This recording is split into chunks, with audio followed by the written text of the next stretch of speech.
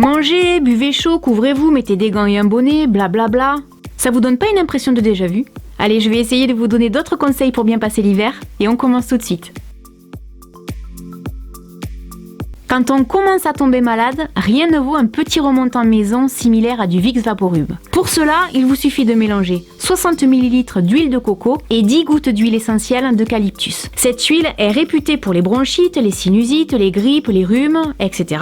Si vous n'en avez pas, vous pouvez la remplacer par de l'huile essentielle d'arbre à thé par exemple. Mélangez le tout et laissez refroidir pendant à peu près 1 heure pour que le mélange se solidifie. Cette recette maison est également appréciable pour soulager les pieds, les maux de tête, les muscles endoloris et la liste est encore très longue.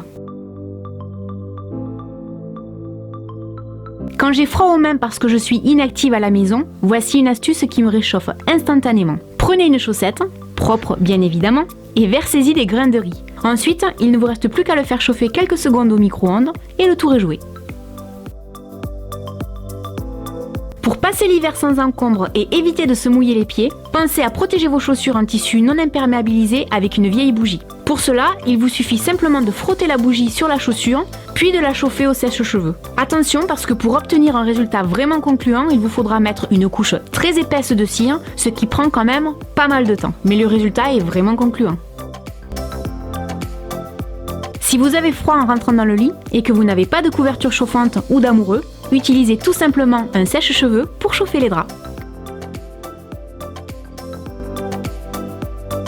Pour désodoriser mon intérieur en hiver, j'utilise du bicarbonate de soude qui absorbe les mauvaises odeurs. J'ai décidé par exemple d'utiliser de vieux bougeoirs et de les disposer sur la console de mon entrée. Cette astuce fonctionne très bien dans les petites pièces type chambre ou dressing par exemple. Si vous souhaitez avoir en plus un petit parfum d'ambiance non toxique, vous pouvez vaporiser quelques gouttes d'huiles essentielles de lavande ou de menthe poivrée sur les coussins ou les rideaux. Si votre serrure est gelée et que vous n'avez pas de bombe aérosol de dégivrage, avant de l'insérer, vous pouvez chauffer votre clé avec la flamme d'un briquet ou d'une allumette par exemple. Mais attention, il faudra le faire à plusieurs reprises et faire preuve d'un peu de patience. Mais ça marche.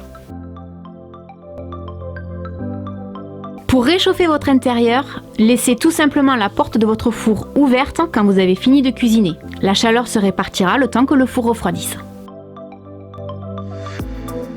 Pour dégivrer un pare-brise, vous pouvez opter pour une recette maison ultra rapide et super efficace. Versez dans un vaporisateur 2 tiers d'eau et 1 tiers de vinaigre blanc. Cette recette pourra également vous servir pour nettoyer votre intérieur. Pour éviter d'avoir les pieds secs, mettez du beurre de karité ou bien une huile ou une crème de votre choix, puis enfilez une paire de chaussettes et filez vous coucher. Le lendemain, vos pieds vous diront merci, parce que je vous rappelle que ce n'est pas parce qu'on est en hiver qu'on doit délaisser la beauté et le bien-être de ses pieds.